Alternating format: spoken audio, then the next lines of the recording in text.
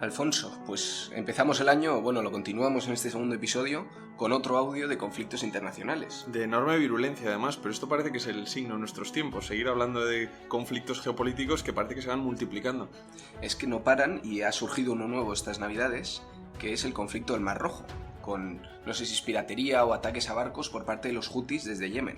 Lo que pasa es que yo casi que me hago un lío, porque empezamos a tener más facciones que surgen, parece ser de la nada, aunque seguro que tienen una historia que ahora nos cuentas, y que es difícil distinguir quién está detrás de ellas o si hay alguien detrás de ellas. Estos son los hutis que han empezado a atacar barcos mercantes en el Mar Rojo y ha habido una reacción de distintas potencias para combatir esto, que no sé si llamarlo piratería o no, pero bueno, ¿por dónde empezamos, Alfonso? Yo lo primero sería: ¿quiénes son los hutis y qué hacen ahí? Pues mira, los hutis, ahora hablaremos un poco más de ellos, son una milicia islámica chií. Nos acordamos las diferencias entre los suníes y los chiíes. Los chiíes son la minoría de los musulmanes y son los que están apoyados por Irán. Bueno, pues los hutis son una milicia chií que gobierna grandes franjas de Yemen, que Yemen, nos vemos, es el pequeño país que está en la esquina de la península arábiga, casi entrando en el Mar Rojo, por donde pasa gran parte del comercio mundial, y lo que pasa es que se han hecho con el poder tras una larguísima guerra civil. Pero ahora entraremos más en detalle en lo que es la guerra civil de Yemen y en lo que supone.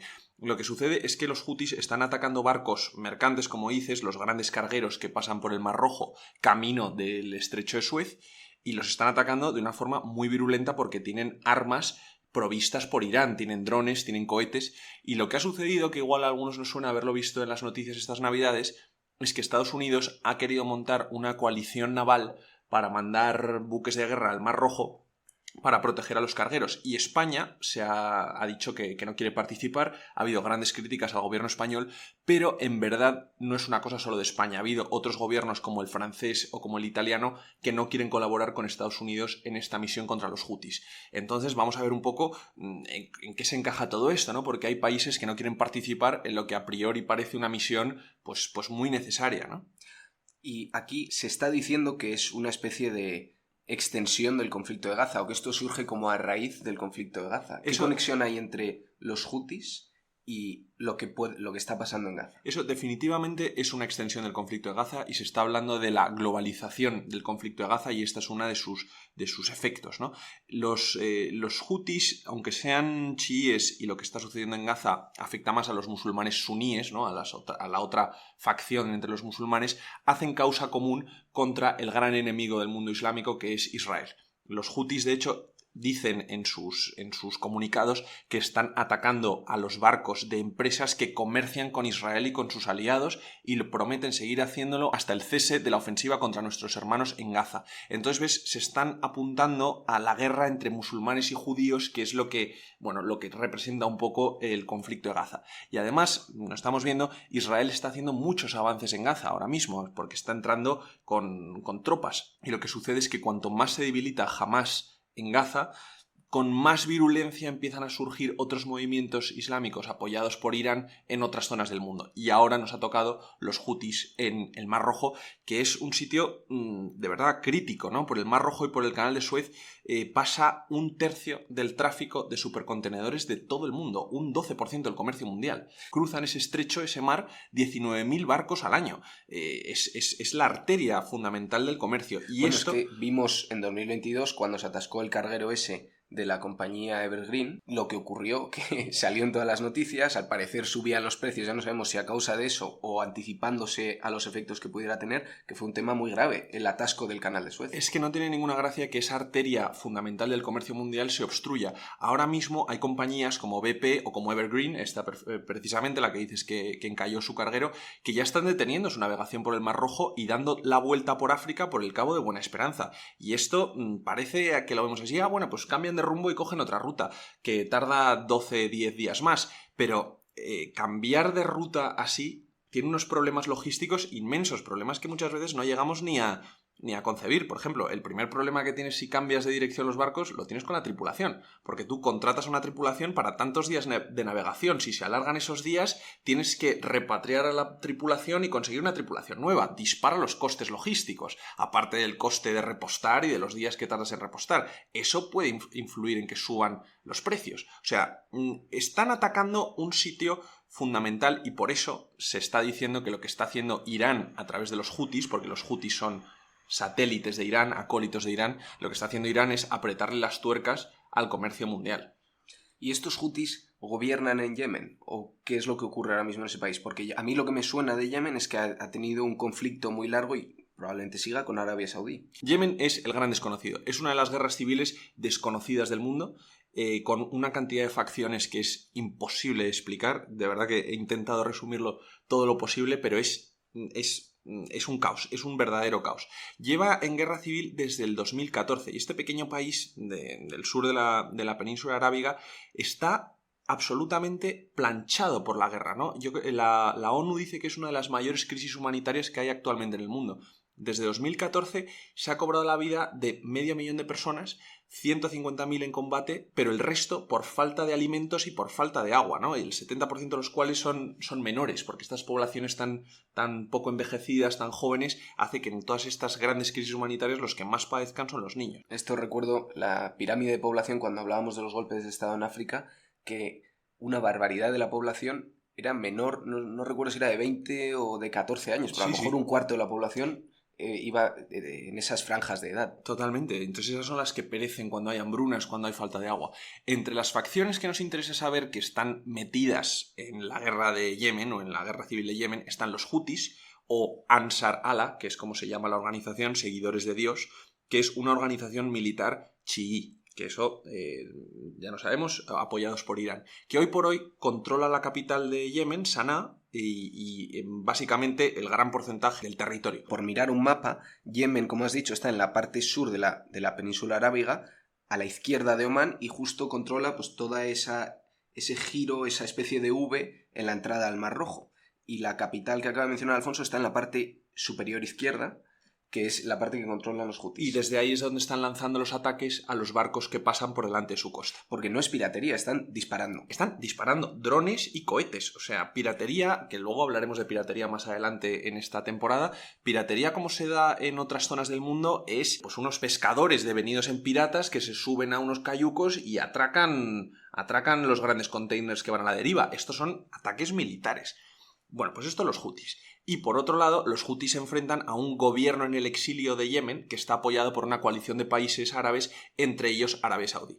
Lo que se dice de Yemen y se lleva diciendo es que es una especie de conflicto proxy, de escaramuza, entre Arabia Saudí, que apoya al gobierno en el exilio, e Irán, las dos grandes potencias del mundo islámico, y que en Yemen pues están midiendo sus diferencias. Y aquí periódicamente se dan noticias de ataques en distintas instalaciones críticas en Arabia Saudí, que unos dicen que vienen de Yemen y otros dicen que vienen de Irán los cohetes, pero esto es un conflicto latente y que ha habido ataques de manera regular a ciudades importantes e instalaciones principalmente energéticas importantes de Arabia Saudí. Y por el otro lado, lo que se critica mucho a Arabia Saudí y a la coalición de estados árabes que apoya al gobierno de Yemen en el exilio contra los hutis es que lanzan ataques aéreos sobre poblaciones civiles. Pues un poco lo que estamos viendo en Gaza, ¿no? Esta idea de que los saudíes dicen que debajo de los hospitales y debajo de las escuelas hay centros de operación del terrorismo huti y entonces, bueno, pues sean estas cosas que suceden que acaban siempre en enormes crisis humanitarias. Como digo, el conflicto en Yemen lleva latiendo desde 2014, que empezó la guerra civil, pero parecía últimamente que Irán y Arabia Saudí iban a reconciliarse en algunos asuntos, incluido Yemen. Y esto China estaba un poco mediando de por medio, porque a China le interesa que se lleven bien entre ambos y estaba un poco viendo a ver si conseguía que se limaran un poco las tensiones. Recuerdo que salió un acuerdo de paz hace tiempo, o de entendimiento. De entendimiento, sí. Acordado por China, o como mediador estaba China. Desde luego, ya han resumido relaciones diplomáticas Arabia Saudí e Irán. Pero la guerra de Gaza lo ha complicado todo mucho y además ha hecho que vuelva el conflicto. Pero ¿por qué ahora los hutis atacan barcos en el Mar Rojo con esta virulencia? Bueno, pues yo creo que aquí hay dos motivos. El primero es que los hutis buscan respaldo interno. y pelear contra una fuerza exterior, especialmente contra lo que ellos dicen que son los cargueros que van a comerciar con Israel en contra de nuestros aliados musulmanes, les permite presentarse interiormente. Porque claro, tenemos que pensar que los hutis también son facciones de facciones de facciones, entonces siempre están intentando ver a ver quién es el más macho de todos, a ver quién es el más yihadista de todos, en alguna forma. Entonces hay una gran lucha de poder por ver que son militantes en la causa islámica, ¿no? Y también, además, de cara al exterior, los hutis también quieren, pues dar una sensación de su propia fuerza, ¿no? De que no están simplemente orillados por Arabia Saudí en una esquina de la península arábiga, no, que si quieren, pueden hacer daño. Y el otro gran motivo es Irán, que utiliza a los hutis como su peón para, en todo lo que supone el conflicto de Gaza globalizado. Los hutis es un peón más de Irán para hacer daño a Occidente. Y como digo, lo que está sucediendo es que a través de los hutis Irán está ahogando el comercio mundial a través de la arteria del Mar Rojo, y lo que quiere es, en definitiva, amedrentar a los occidentales que apoyan a Israel. Vosotros apoyáis a Israel contra Gaza, pues yo a través de los hutis os voy a empezar a molestar vuestro comercio en el Mar Rojo, y ya veréis cuando suban los precios y cuando se desboque esta crisis comercial si seguimos apoyando a Israel. Ese es un poco el juego con el que está jugando Irán. Y también Irán ha habido noticias de que ha atacado cargueros al otro lado de la península arábiga. Esto es más cargueros de petróleo, pero en el Golfo de Pérsico, que está justo en las costas de Irán, también dispara o ha disparado a veces a cargueros llenos de petróleo. Eso lleva sucediendo mucho tiempo, desde que Irán se convirtió en una república islámica, sucedió en los 80, en los 90. Lo que pasa es que el Golfo Pérsico es una zona mucho más compleja, porque ahí sí que hay destacamentos militares occidentales permanentes, están los países árabes que son aliados de Occidente, o sea, es una zona mucho más delicada. Pero en el Mar Rojo, por el otro lado, lo hacen a través de los hutis. Entonces, claro, la responsabilidad es mucho más difícil de dar de alguna forma, ¿no? Porque ahí yo tenía entendido que España sí que tenía algo de presencia militar. No sé si tenía un par de fragatas que yo creo que estaban combatiendo la piratería. Eso hablaremos ahora, porque es uno de los motivos por los que España se ha borrado de la coalición naval, Operación Guardián de la Prosperidad se llama, que quería montar Estados Unidos, porque ha dicho que ellos ya tenían, junto con la Unión Europea,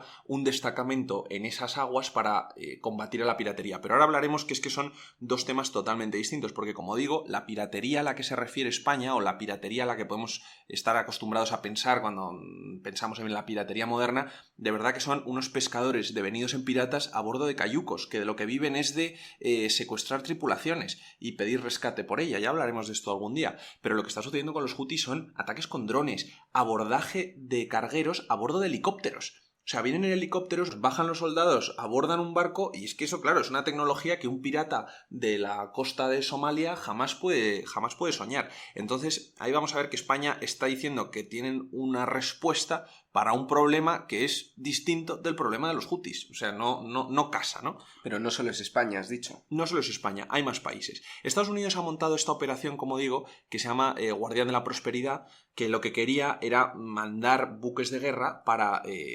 disuadir un poco a los hutis. Y digo disuadir porque luego veremos que hay otro problema, que es que Estados Unidos también está con mucho tiento de meterse con los hutis, y veremos también las causas que tiene esto. El gran fiasco de todo, que es lo que nos puede haber sonado un poco que haya sucedido en Navidad, es que cuando se anuncia la operación Guardián de la Prosperidad por parte del secretario de Defensa americano, este señor da una lista de 39 países a los que presuponía colaboradores de la coalición naval, sin consultarlos.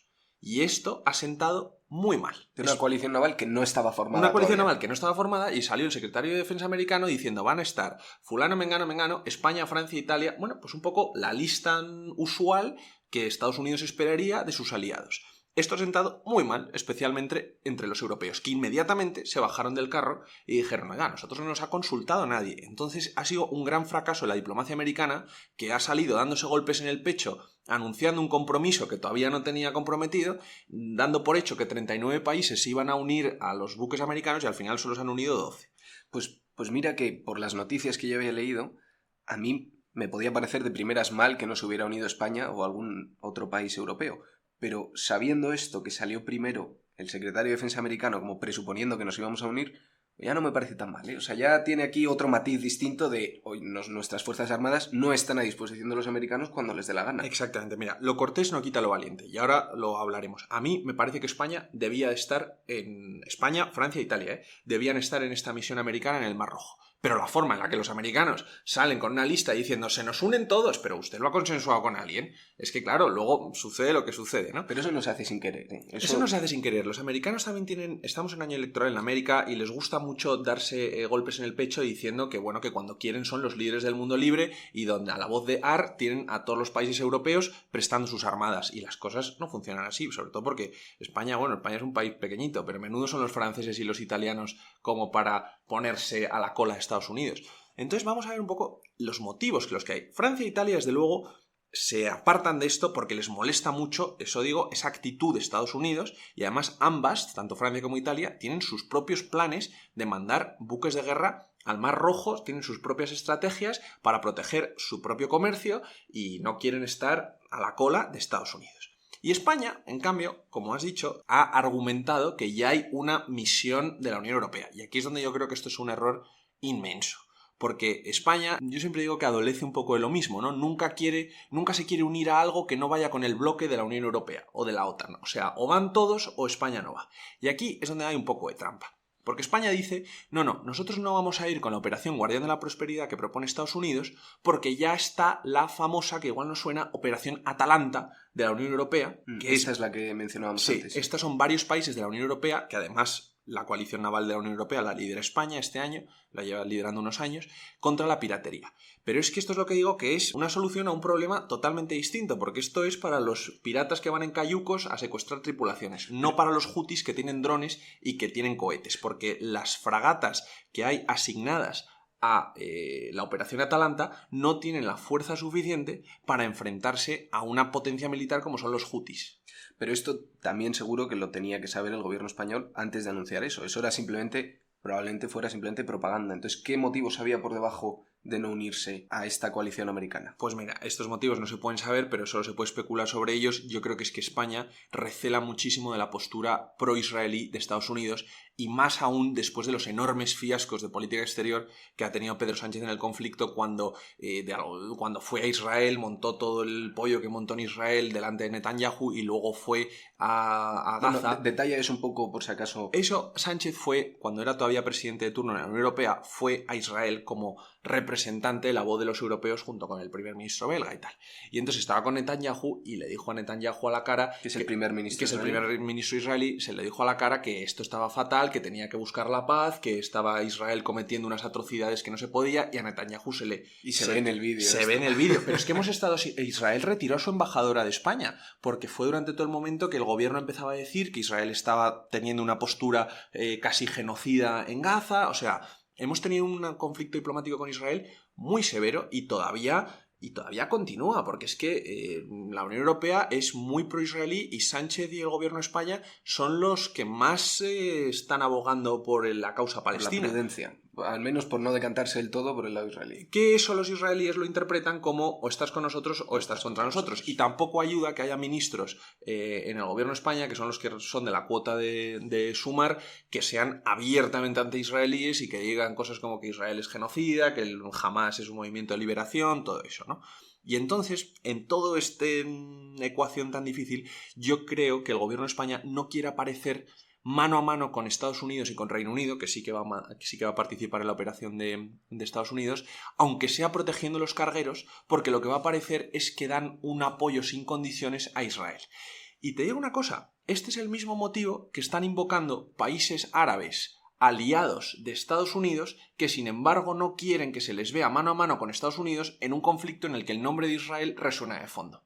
Egipto y Emiratos Árabes Unidos, que son aliados de Estados Unidos y que están padeciendo también los ataques de los hutis a su comercio en el Mar Rojo, lo que no quieren ahora es participar con Estados Unidos en una misión naval, porque va a parecer de cara al resto del mundo que estos países apoyan la política de Estados Unidos, apoyan el apoyo sin fisuras a Israel y están en contra de los musulmanes de Gaza. Entonces, todo está muy complicado porque está ahí todo muy cogido. Y los primeros que están entre la espada y la pared son los propios americanos, que no se están moviendo contra los hutis. O sea, han anunciado que van a ir y no están enviando flota. Sí están enviando flota, pero de una forma defensiva. Están atacando los drones, están bajando los drones que mandan los hutis, pero lo que no están atacando son las instalaciones desde las que los hutis mandan los drones y mandan los cohetes. Entonces están simplemente tomando una postura muy limitada y muy defensiva, porque tú puedes bajarte los drones, pero si te mandan más drones de Irán y los puedes seguir mandando, el problema no se resuelve en el largo plazo. Y después de haber salido tan enérgicamente, así de primeras, a defender el comercio, ¿por qué no están atacando directamente a los hutis? Pues volvemos a lo mismo. Y es que Yemen es un escenario políticamente muy difícil para Estados Unidos. Y ahora esto tiene unos motivos que son un poco más, están un poco más enquistados. En Yemen hemos dicho que Arabia Saudí fue brutal, ¿no? Y que Arabia Saudí es aliada de Estados Unidos. Bueno, pues cuando Arabia Saudí estaba entrando con toda su fuerza en Yemen, hubo un gran movimiento de la izquierda americana que lo utilizó para criticar las alianzas de Estados Unidos con Arabia Saudí y ponerse del lado de los hutis, o no ponerse del lado, sino minimizar los ataques de los propios hutis a los saudíes o las aberraciones de los hutis, porque el gran malo era Arabia Saudí. Entonces ahora Biden no quiere alienar a la izquierda de su propio partido interviniendo en Yemen, pareciendo que va a estar del lado de Arabia Saudí, porque le van a acusar de pro-saudí y de anti-Houthi, de alguna forma. En un año electoral no viene nada bien. En un año electoral no viene nada bien. Esa frase la vamos a repetir mucho este año. Muchísimo, pero es que que hay además, elecciones en todas partes este año. Pero las de América sí que son complicadísimas y son las que más repercusión tienen. Además, ¿quién era el gran amigo de Arabia Saudí y el que más fomentaba que Arabia Saudí utilizara aviones en Yemen? Donald Trump. Y entonces eso lo utilizó la izquierda americana como demonizar a Arabia Saudí y perdonar un poco los crímenes de los hutis. No puede ahora Biden ganar el respaldo de la izquierda del Partido Demócrata si se mete con los hutis apoyando a Arabia Saudí como haría Donald Trump. Por otro lado, lo que no quiere tampoco Biden es meterse en un conflicto en Oriente Medio. Y esto yo creo que es un problema fundamental de la política exterior americana, porque desde Irak están aterrorizados de todo lo que tenga que ver con Oriente Medio, como si cualquier intervención en Oriente Medio, por importante que fuera, y esta lo es porque ataca la arteria fundamental del comercio, fuera a causar un Irak 2. Y América vive, el Foreign Policy Establishment que se dice de Estados Unidos, vive aterrado de un Irak 2. Bueno, pero es entendible. Es entendible. Del gran fracaso. Es entendible, pero lo que no te puede servir ese fantasma es para retrotraerte de una región que es fundamental. Porque una región que concentra las mayores reservas de petróleo del mundo, por donde pasan las vías marítimas de mayor comercio del mundo, no puedes simplemente alejarte de ello. Irak fue un fracaso, pero eso no significa que Estados Unidos, que es una potencia militar importantísima, tenga que simplemente retrotraerse de ese mundo y decir que nunca más. Entonces Biden ha amenazado con atacar a los hutis si los ataques no cesan, pero yo creo que es muy, muy poco probable que lo haga. Tendría todo el Partido Demócrata en contra, especialmente en el año electoral. Y aquí está una cosa que siguen repitiendo y repitiendo y dicen que tienen miedo a una internalización del conflicto de Gaza. Pero es que esto ya está pasando. Internacionalización. Sí, una globalización del conflicto de Gaza. Dicen que si intervienen contra los hutis va a escalar más la cosa, pero es que la cosa ya está escalando. Porque ¿dónde más está habiendo conflicto? En el Líbano, con Hezbollah, que es más, al jefe de Hamas se lo ha matado en el Líbano y Hezbollah ha sacado los dientes y veremos ahora cómo reaccionan. Y luego también se están dando escaramuzas en Irak. Entonces, claro, cuanto más débil es Hamas en Gaza debido a la ofensiva territorial de Israel de las pasadas semanas, se van a abrir nuevos focos. Hoy son los hutis, pero mañana sean otros. Entonces, esto de que no quiere intervenir porque el conflicto se globaliza, el conflicto me temo que ya está globalizado. Entonces, bueno. Desde luego se tiene que andar con cuidado, tanto por el tema militar y estratégico de Estados Unidos ahí, como tema de política interior, que esto lo hemos dicho alguna vez, que las democracias tienen esa debilidad, que su vista a futuro es a las próximas elecciones por el tema de mantenerse en el poder. Entonces es un tema complicado. Cuesta mucho pensar en el largo plazo, pero yo creo que esta es una ocasión que lo merece, porque verdaderamente es un conflicto que es peligroso y en el que nos jugamos todos mucho. Pues nada, Alfonso, lo iremos siguiendo poco a poco y contando novedades que pueda haber. Entre tanto, te veo la semana que viene con un tema nuevo.